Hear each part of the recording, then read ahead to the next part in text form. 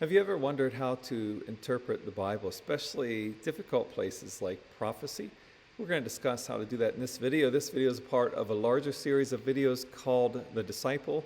If you go to our YouTube channel, Bethel Pittsburgh, and go under playlists, you'll find a playlist titled The Disciple.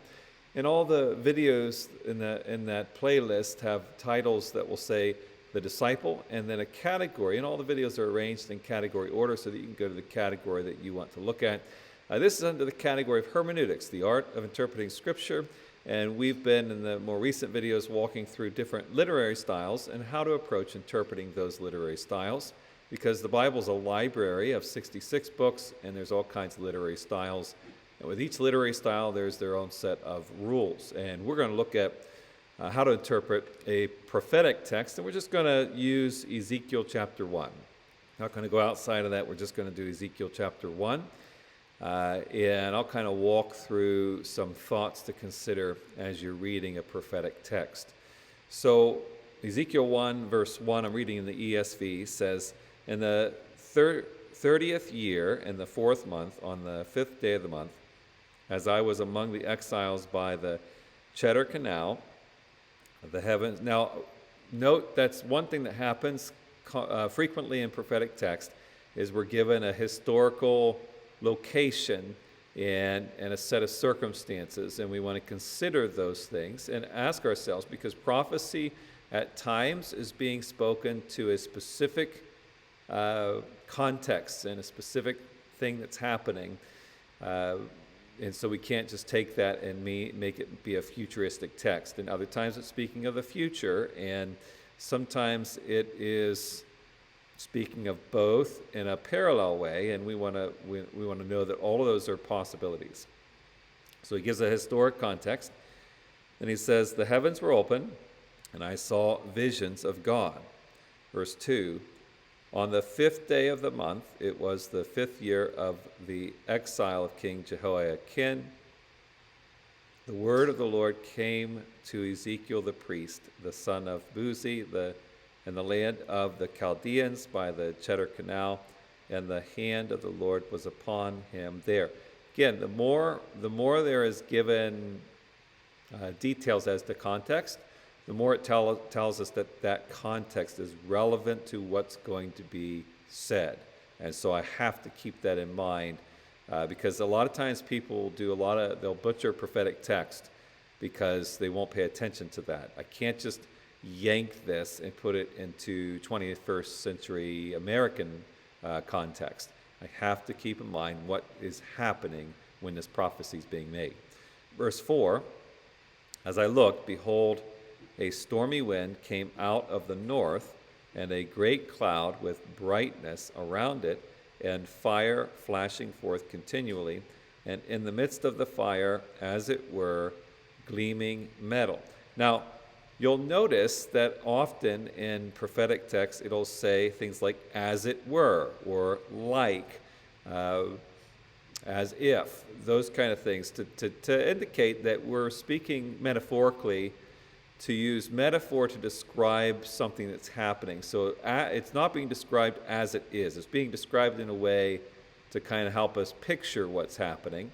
And here, what's happening is something negative is coming from the north, and in context this is within the exile time period, and we knew that there is this sequence of north coming to attack Israel in varying waves, first with Assyria, then Babylon, then Persia comes into the picture. And so we can't just say, "Oh, then something bad's coming my way from the north." In my instance, that would be Canada, and that's not really, we can't make that happen in this passage. We want to just know what's happening. And some people the reason why people want to make those guesses is they want to make the passage relevant, and the passage can be relevant, but you have to account for a larger text before you can really grasp a relevant application for today. Otherwise, you're going to really misapply Scripture. Verse 5, "And from the midst of it came the likeness of 4 living creatures, And this was their appearance. They had a human likeness. What we want to do is when we're given metaphors, we want to ask ourselves, does the text tell us what these metaphors literally represent? And it's just describing an appearance that seems to still be metaphoric. Verse 6, but each had 4 faces, and each of them had 4 wings. Their legs were straight, and the soles of their feet were like the sole of a calf's foot. And they sparkled like burnished bronze. Under their wings on their 4 sides, they had human hands. And let me also note that metaphor sometimes we'll speak without using like or as, because like or as is more specifically a simile, where metaphor just speaks as if it is. So just because it doesn't use like or as doesn't mean we're not speaking in figurative or metaphoric language. And the 4 had their faces and their wings, thus, verse 9, their wings touched one another. Each one of them went straight forward without turning as they went. As for the likeness of their faces, each had a human face. The 4 had the face of a lion on the right side, the 4 had the face of an ox on the left side, and the 4 had the face of an eagle. Such were their faces, and their wings were spread out above. Each creature had 2 wings, each of which touched the wing of another, while 2 covered their bodies, and each went straight forward. Wherever the Spirit would go, they went without turning as they went. As for the likeness of the living creatures, their appearance was like burning coals of fire, like the appearance of torches moving to and fro among the living creatures. And the fire was bright, and out of the fire went forth lightning, and the living creatures darted to and fro like the appearance of a flash of lightning. So there's these 4 creatures. They're moving around. They have some kind of a human / animalistic features to them. They're moving according to the direction of the Spirit. They have wings that are touching each other. This is the description that we're getting. And we are not being told specifically, literally, what these are. So we want to be careful to make assumptions. We can think of possibilities and hold on to them loosely to look for affirmation of this being the case. 4 living creatures are also mentioned in Revelation.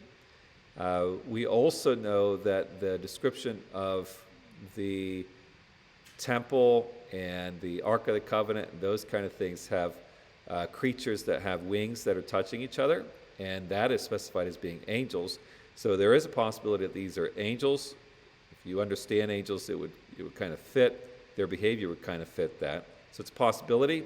Again, it's not specifically saying that yet. And what we're wanting to look for, and this is where you're going to get application, is what is trying to be communicated to me? Because so far we're just getting details that are happening, but he's not just giving us details. He wants to communicate something to us. So what is that? And that's going to be the heart of what we want to look for in a prophetic text. Verse 15, now as I looked at the living creatures, I saw a wheel on the earth beside the living creatures, one for each of the 4 of them.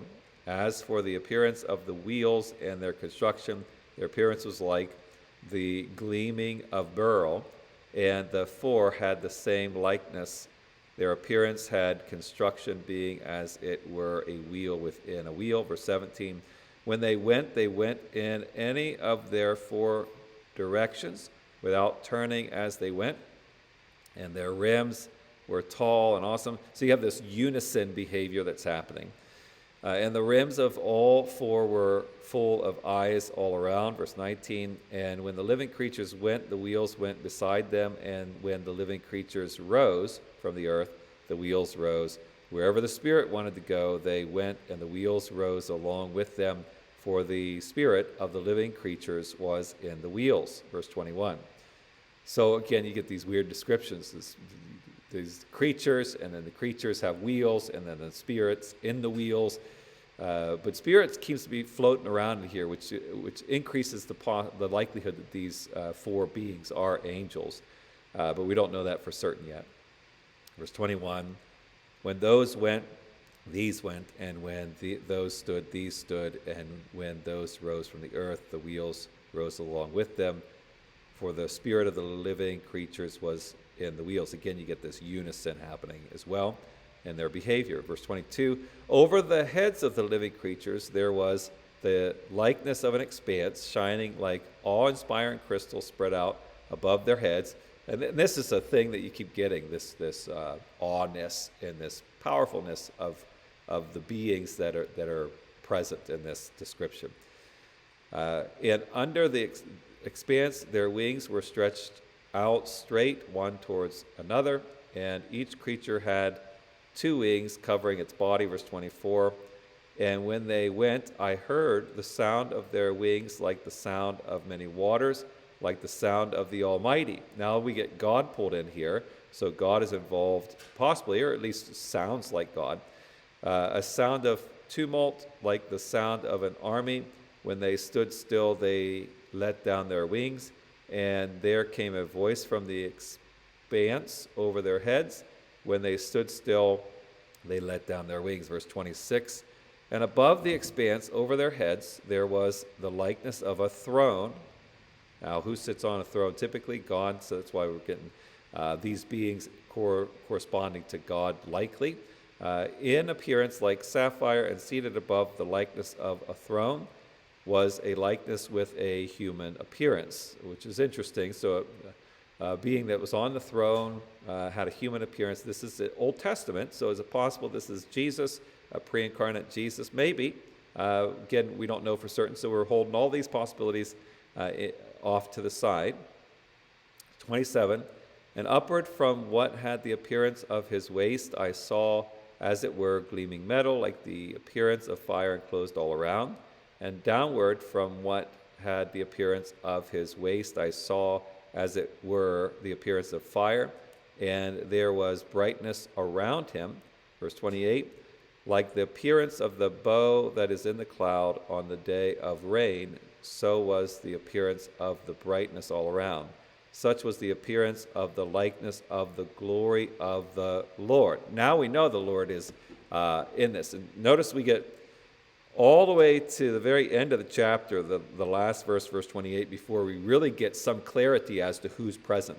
We're not necessarily getting clarity of who these creatures are, but we are getting some clarity that God is in the midst of this whole thing. And then it says, and when I saw it, I fell on my face, and I heard the voice of one speaking. So it's possible you're getting a throne description in heaven. It's possible these creatures are angels. Again, we don't know for sure, and that's one of the things we want to always admit when we're reading prophetic text is we aren't certain what these objects or beings are, but one thing we do know is we're seeing this reality that God is sovereign. God is the one who is in the midst of orchestrating whatever it is that's happening. God's in the midst of orchestrating these things.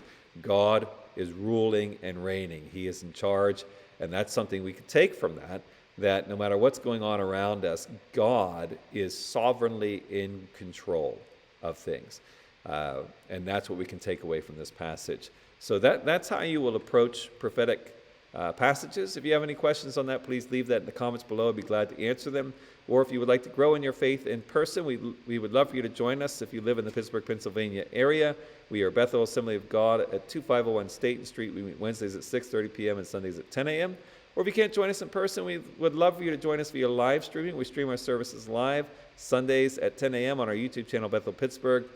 We hope to see you at either place, but may God richly bless you.